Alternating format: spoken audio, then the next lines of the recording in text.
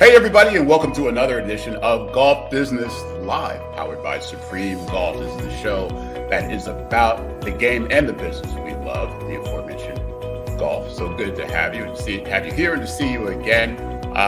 Had so much going on since the last time I saw you at TechCon out in Las Vegas, being held for the first time in a while by NGCOA. It was a incredibly successful event, and then followed by the Colorado Basin Water Conference that was there. Again, between those two things, I learned so much more, not only about golf, but about technology, about the things that actually make a lot of the things that affect a lot of the things that we do on an everyday basis. They were fantastic events. Big shout out and kudos to the entire NGCOA team and everybody else who was involved with making those things a success. But we do have an unbelievably good show for you today. We're going to start off with a good buddy. And we have some star power today. That's why I got the glasses, because we got Hollywood in the house today. Okay. We got a really, really special guest. And I take off these glasses and put on the other ones to get his resume out there. So our good friend, Matt Ginella, is Golf Advisor's editor-at-large and host of Golf Advisor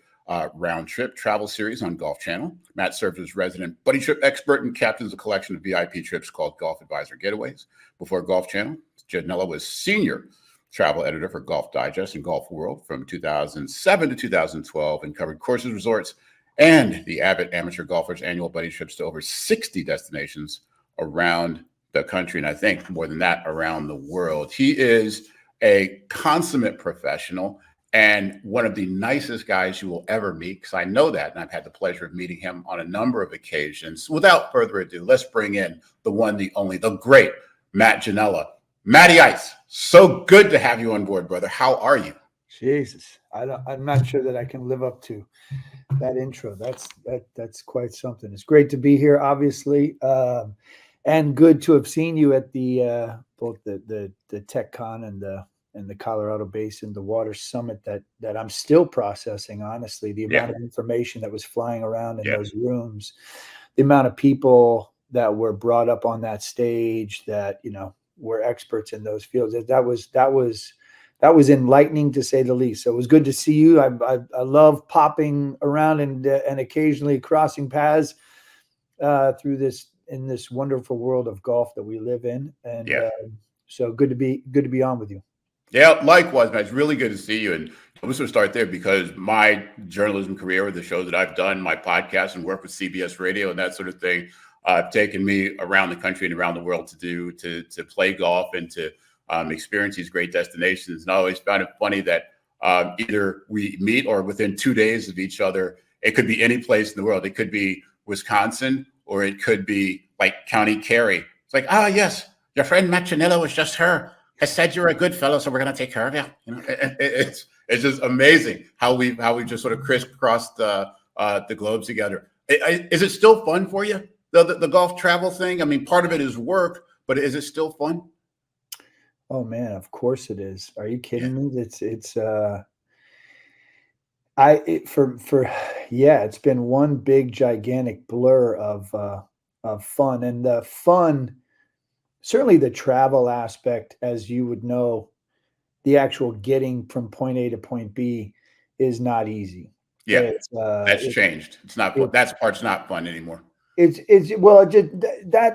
just it just is what it is, right? Like you give yourself to that process. So once you book a flight, or once you book you lock in on when you're going to get in the car, or once you get on the train, or you get on the shuttle, or you get on the various components that get you from A to B.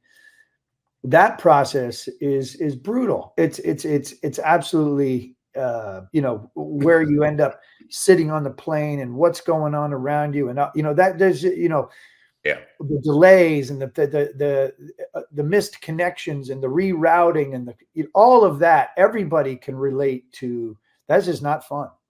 Yeah. But the good news is, for someone like myself, or someone like you, or for whoever is trying to get from A to B, the good stuff starts happening once you arrive. Yeah. And there's an excitement that goes into the sort of the pregame. And then there's the sadness on the post game, the reflection, and but everything that happens once we hit the ground. It has just been one big adventure. My wife and I call it an adventure, like the whole life that we're living and how we're Yeah. living it Yeah. is just one big adventure. We had our 6-year-old now, before he was the age of 2, had been to 33 states and 4 countries. And that's before he had been 2 years old, and I Great. think we see the byproduct of what that does for a kid when they're moving around and meeting people and getting these experiences. And so, yeah, I mean, that's a long answer to your question. Is it still fun? I mean, it might actually be more fun than ever now. Because those relationships and those people I've met and the things that I'm seeing and doing, it means even more to me now than ever before. So, in a way, I'm processing the world around us just so much differently than I did when I was in my 20s, and now even different than when I did when I was in my 30s and into my 40s. So this to me is like, it's more fun. Yeah. Yeah. And, when you go to these places, as I say, you make such a good point that travel thing is so good for the heart, the mind, the spirit once you're there. The golf course destinations are awesome. I know it's hard to pick a favorite when you've been to so many great places, but are there any particular visits or destinations that really stand out in your mind as special or exceptional for whatever reason it might be? I mean, obviously, I named my son Bandon. So, There's a clue. that's a good indicator that, and I've been to Bandon Dunes and I've been covering Bandon Dunes since the early 2000s. Yeah. And I've been going up there, as a trip with my uncle and friends, from the mid 2000s, that which has led to the Uncle Tony Invitational, which is my annual buddies trip of 24 guys. And we mostly go to Bandon Dunes. The occasional break off to Sand Valley and Pinehurst we have done, but ultimately it's a Bandon-based destination. Yeah. So obviously Bandon Dunes is that's in me, right? For a lot of reasons and for a lot of layers and memories and moments and people. And so there's that. We've also been to sort of Bandon, Ireland. So we connected the dots of that town and how that became part of what is Bandon Dunes and Bandon, Oregon. So we've connected those dots with our son. So he's actually been to the Bandon, Ireland. So Ireland in general, you can just, that goes the Republic and Northern Ireland, the people and the places and the things and the culture. There's a lot of places in Canada that, Vancouver. I mean, we got married at Big Cedar Lodge, in the Ozarks. Yes. At that little chapel on the little chapel. Yes. Yeah. Johnny Morris was a special friend and someone who we connected with, and I got to cover the building of Ozarks National with Bill and Ben. And so that means a lot to me. Pinehurst is, I've been able to help cover that whole evolution of that cradle of American golf. St. Andrews, by the way, that old Tom Morris to me is that's the man. I mean, all caps, Yeah. the man, and what he, Golf for All and his impact on the game in so many different aspects. And then, Goat Hill Park, Oceanside, where I play all my golf, and John Ashworth, which I look at as kind of, we call him old John Morris because he's the embodiment of the spirit and the soul of what, Tom Morris was, old Tom. And I see the impact that he has had on the game through this magic little piece of land that he, resuscitated. He revitalized one blade of grass at a time. So Junior Caddy Academy, and the Wishbone Brawl and stuff that's happened. So, it's a wide variety, and I'm probably missing another 10, 10 locations. Of course. Melbourne and Tasmania and Barnbougle, and that had a really epic experience. So, I mean, it just goes on and on. As you know, Michael, you just can't, it's hard to, it's hard to just drill it down into just a small number of things, because that's right. Yeah, and I say that there are lists that I don't put numbers by. People like to rank things. I say I can have a long list and not necessarily have to put a number by it. and order it by this one, then this one, then this one. It's just this one and this one and this one and this one, because that's what comprises the experience. I know for me, when I look at those sorts of lists, again, we've been to a number of the same places at the same time. By the way, I was at Big Cedar Lodge just right after you got married. Yeah. So yeah, that's one of the things that they were talking about. Oh yeah, Matt Ginella got married here, so maybe you can too. You know, it's a big selling point for the chapel. Okay, I just want to let you know they're selling off of your wedding. Oh yeah. When I look at these experiences, there are certain things that I think, because they're also different. You'll have Casa de Campo, and has the whole island, the island breeze, and Teeth of the Dog, and that whole thing. And then of course you'll have Ireland. Scotland is even dramatically different than Ireland. People don't think that it is, think that it's the same, but it's very different. And then there's the Midwest, there's Florida, all of these things. Different experiences, but I think there's a few things that link them together when you think of them as a quality experience and put them on that list. Are there a few things that you're looking for in a place to establish it as a superior destination? What kind of things are you looking for? Can it be just great golf, or does it have to be great golf and? So yeah, for me, there's all this debate going on around the top 100 courses and how everybody is, I don't know if you've been following some of this stuff. I'm just watching it come by. I think it's all laughable because of course none of those lists are right or wrong. That, that there's certain, that they're all literally just some sort of subjective compilation of factors of how and why any one rater or a group of raters is assessing. In this case, they're assessing what you call the golf course, right? This is the 100 greatest, whatever. I think it's been so meaningless to me forever. The only thing that really matters to me is me, right? Like, I mean, I'm right. My list is the list. That it's the only list that matters, right? Because that's the quote of the day, Matt. My list is the list, is the quote of the day. Because it's my list, right? Like, I mean, I can give you my list and you can give me my list and we can sit there and, rap about it and have some, we'll have some similarities. We'll have some big differences. Some people love Old Mac. I don't need to play it if I go to Bandit. Some people are going to love the Lido. Some people are not going to love the Lido. It's that silly to think that, of course there's issues with who's rating and how they're rating and the relationships to the architects and all the things. It's like, oh my God, it's all crazy to me. For me, I have always rated a golf course on so much more than just rocking up to the first tee and playing it all the way through to the 18th green. Going back for as far as I can remember, from the moment they gave me the job as travel editor for Golf Digest, and even before that, if I was trying to compare, for me, it's always been about the experience, the feel, right? It's so much more than just like, that bunker is not in the right place. I don't find that, that green is not, that's a bad version of some sort of template hole. I am not an architectural geek. I totally appreciate and understand architecture and how it weaves its way into the experience. But for me, it's about the experience from the time I arrive to the time I leave.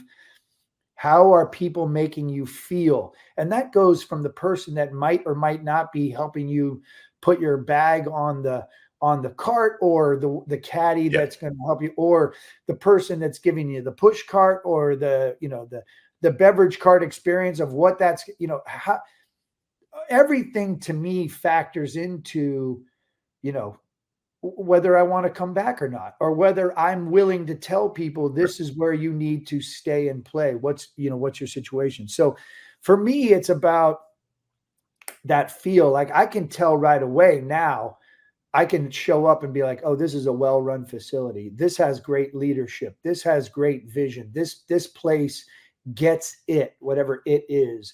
And I can tell right away. And I'm like, oh, wow, they're in over their head. Bad leadership, bad management, bad business. This is a bad business model. They need to change things up. They're totally missing the boat. like that to me is it's very clear because I've gone one course after another resort, after another, state, after another country, over and over and over again. So to me, it's like almost automatic. I can tell you right away, this is good or this is bad, good value, bad value, good business, bad business.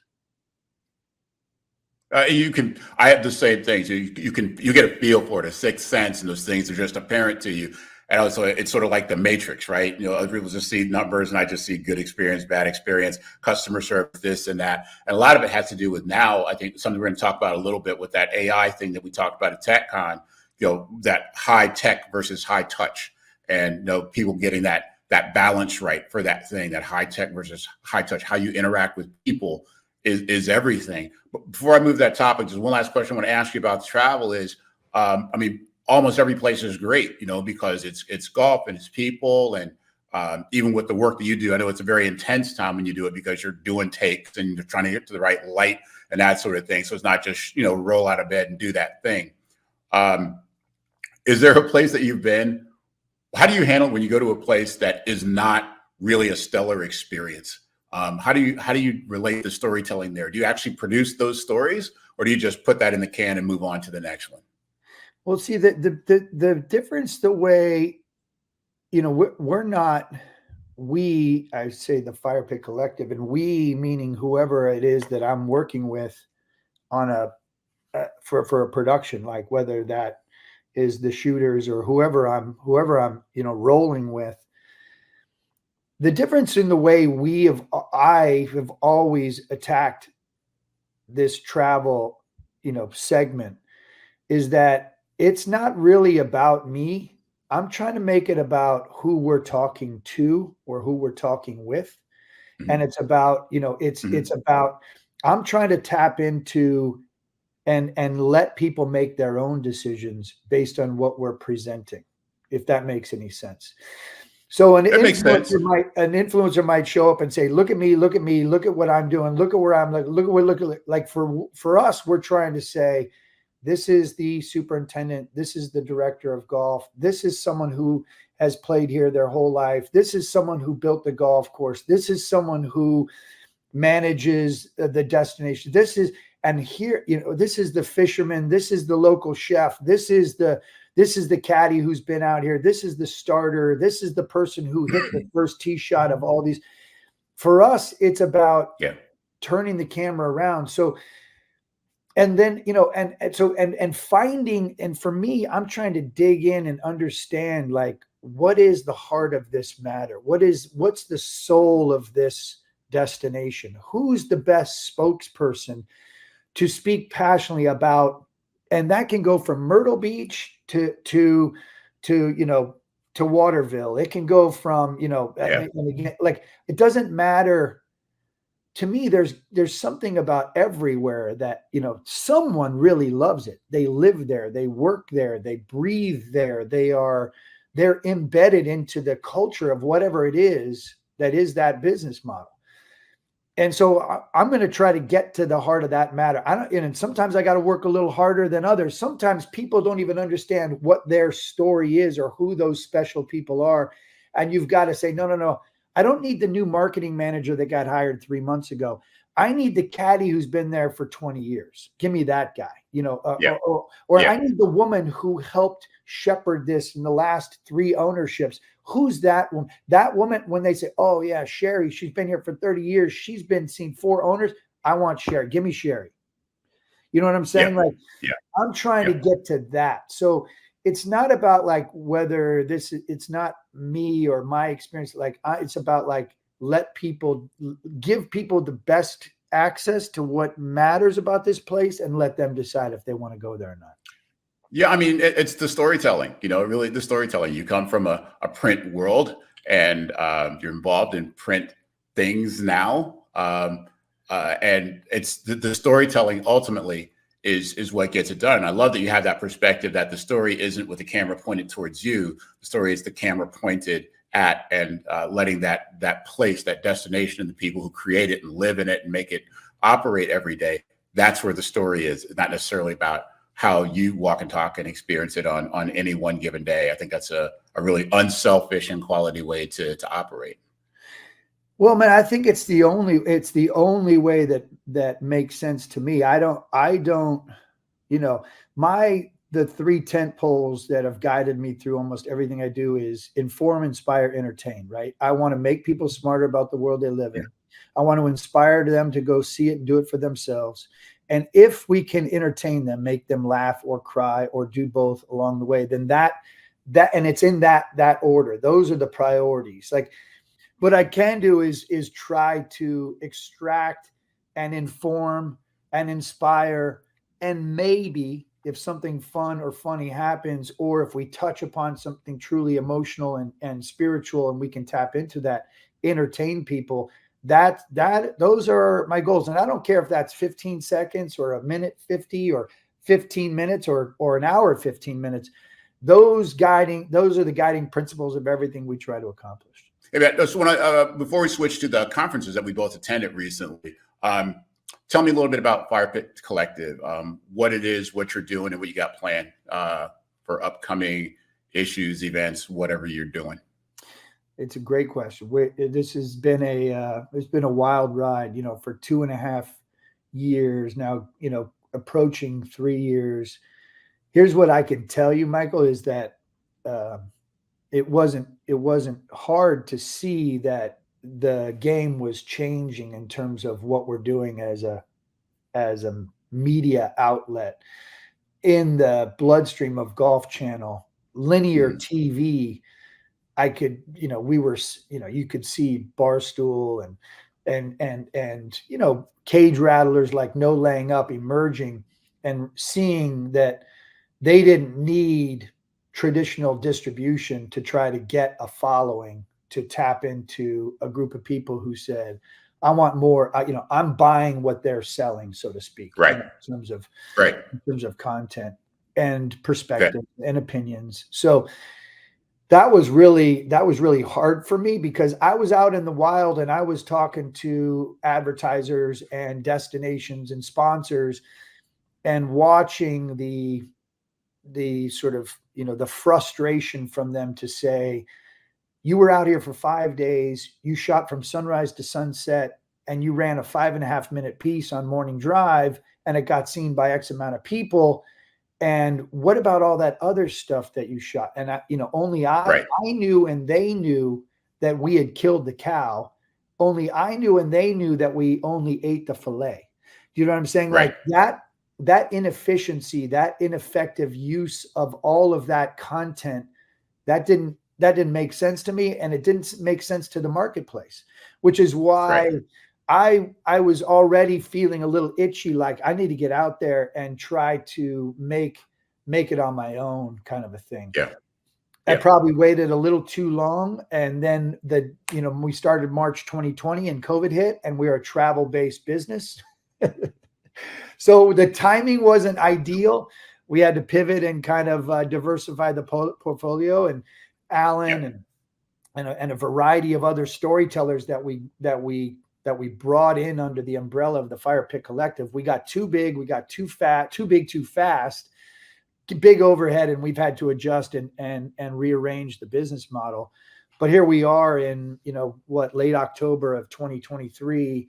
As we approach 2024, I think we've honed in on, and we've understand now where the market is, where the business is, that we can help get some support for what we're trying to accomplish simply as storytellers. And golf course destinations, resorts, lifestyle, the reimagination of different destinations, the restoration, renovation, and all that goes into some of these places, in addition to the lifestyle stuff, is very hot and active. And I think some of the marketing dollars are coming back online post sort of this ripple effect of COVID. And I'm pretty bullish and excited about what we have, already in the can, and what's on the horizon. So. Outstanding. And we're obviously looking forward to seeing what you produce, because it is, to me, as a journalism guy, as I know you're a journalism guy, again, it's about the storytelling and quality storytelling. And you certainly specialize, in doing that over at Fire Pit Collective. So as a person who appreciates that long form for a story rather than a noise or, a rumor or an argument, I think that's a lot of consuming of the argument these days. I prefer the story. Just talking about TechCon 2023, we're out in Las Vegas. We saw some of the smarter people I've ever seen on a stage in any type of event. Not just a golf event, some of the more informed, intelligent, and excellent communicators were involved in that thing. You were the MC, the host for the event. Give me some of your thoughts on what that event was, how it went, and what your takeaways were from TechCon. From TechCon specifically, it was the artificial intelligence. Paul Rotzer, the first sort of speaker to start this 2 days that I was, that we were there, listening in and learning. That blew my mind. To actually get someone up and talking to all of us who has a golf and business background, who was excited to talk to this crowd about what he's learned about artificial intelligence and how he thinks that could potentially impact the world of golf and business. You couldn't help but feel like, man, I wish a lot more people were in this room. I wish a lot more people had access to this speaker and what he's speaking about.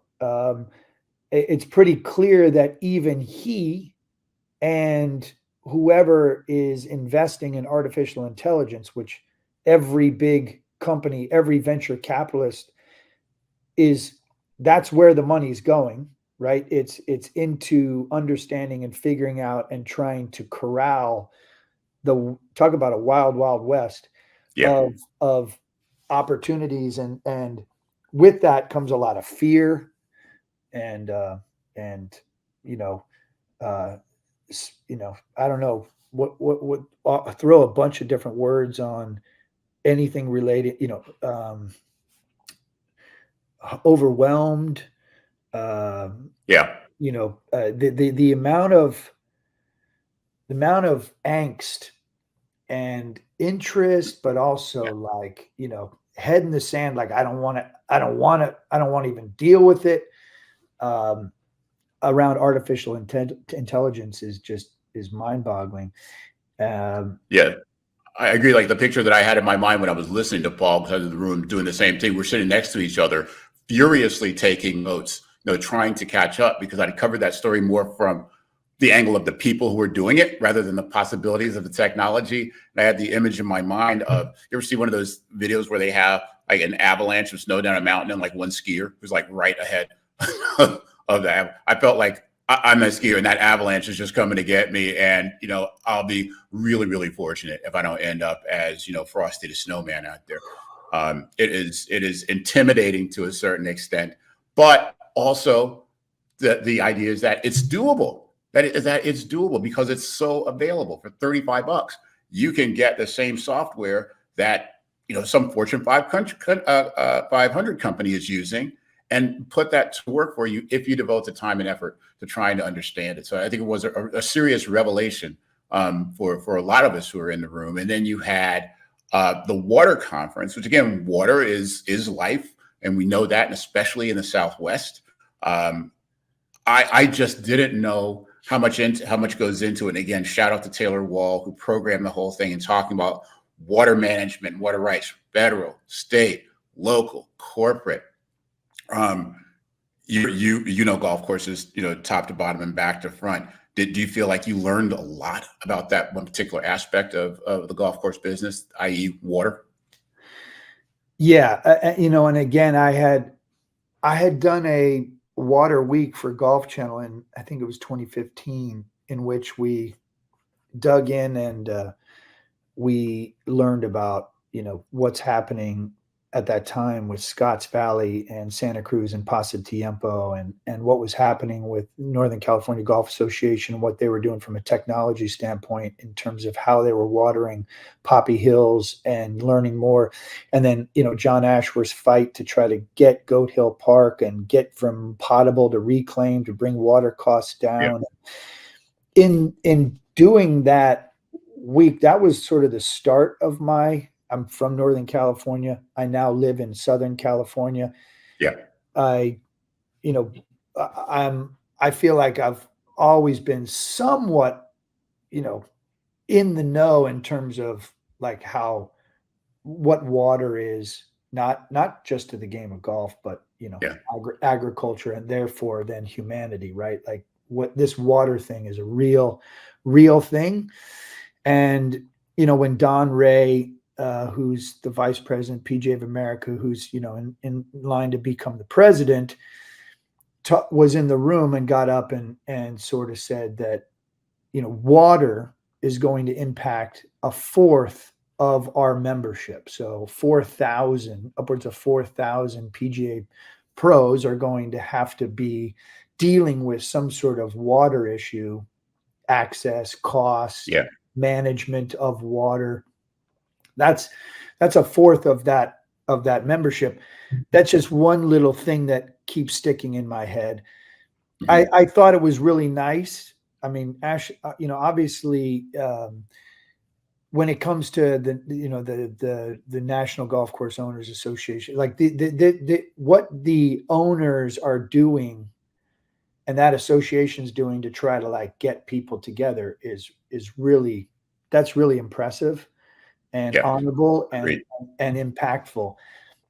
I think number one, I can't help but love your candor and your honesty. And I thank you for that. And I've been saying quite a long time, I'm involved with industry initiatives myself. And what I say, it makes me feel okay, or it may resonate in the room, but it's really the leaders who make all the difference. It's what comes from them, because of them, that's going to make a difference and sustain real change, real growth, for a generation in the game, rather than just for a season. I think you're absolutely right on that. And my two biggest takeaways were, you got to stay out in front of everything. You can't relax even when things are going well. You got to stay out front, get a hold of this AI thing, get a hold of water, understand where that's going for the next 10 years, 20 years, because the change will come so fast, you'll barely be able to keep up with it.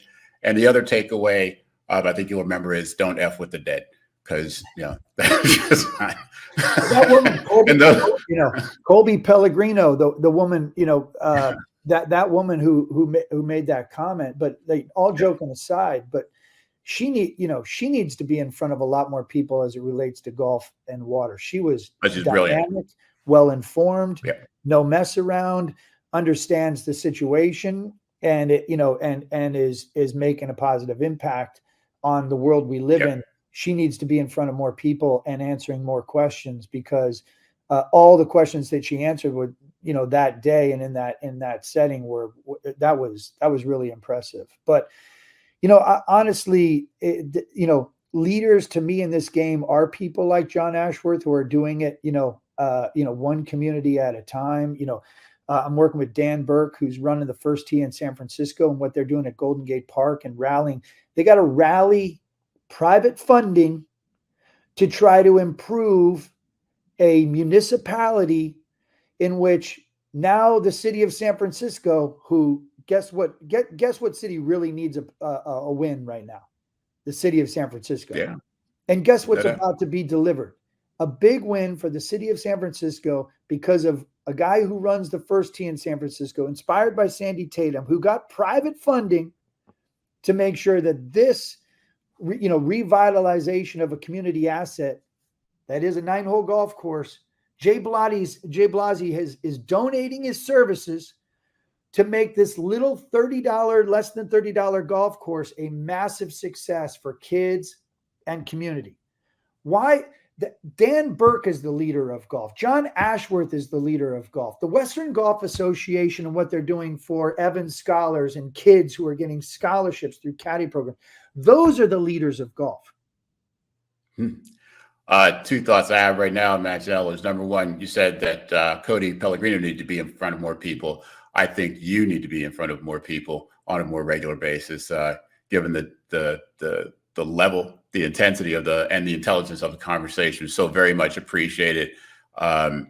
Yeah, the other thought is I can't wait to get you back in here, man, because this is what we need. This is the type of conversation that we need to open up this business and make sure that it's people who have that passion for the game, the passion for the game, the experience with the game. You got a unique combination, my friend, and I couldn't be more grateful that you brought it to bear here on our little teeny tiny platform. So grateful to you, Matt. Well, it comes down to, Michael, like how did we learn the game, right? When did we get exposed to the game? Who were the people that helped cultivate, us into the game? Well, we all have those people. We all have those moments. Yeah. We all have those entry points. I had it as a kid, and that's why I'm so impassioned to try to make sure that, it's still available for my kids and their kids and their kids, because that's really what this is, father, son, father, daughter, mother, daughter, family golf, generational golf, grandparents I went to a junior clinic at my grandmother's house, which is how, that was a connection point to my grandma and where she lived on a golf course. I think it's overcomplicated. And I do think there are pros. There are people like Xander Schauffele and Tony Finau and some of these, players that give back to their communities. Cam Champ and what he's doing with his dad through the, in the spirit of his grandfather. There are some really cool things happening. And that to me is what we are trying to do. That's what I love to do. That's where I really sink my teeth in. This father-daughter event that happens in Waterville. I was just on the phone. There are some really cool things happening in golf. And most of it is happening when you focus on community and kids and cultivating the good culture. And that's where I think real leadership is happening. Well, we got to find a way to get you into senior management, my friend. I don't want it. We'll be looking out for that. Matt, love you like a brother, man. No lie, I do. Thank you so much for this, hopefully first of many. And I know we tend to meet a lot, sort of randomly and accidentally, but let's make the next one intentional, shall we? Yeah, appreciate you, Michael. Thanks for having me on, and look forward to what's next.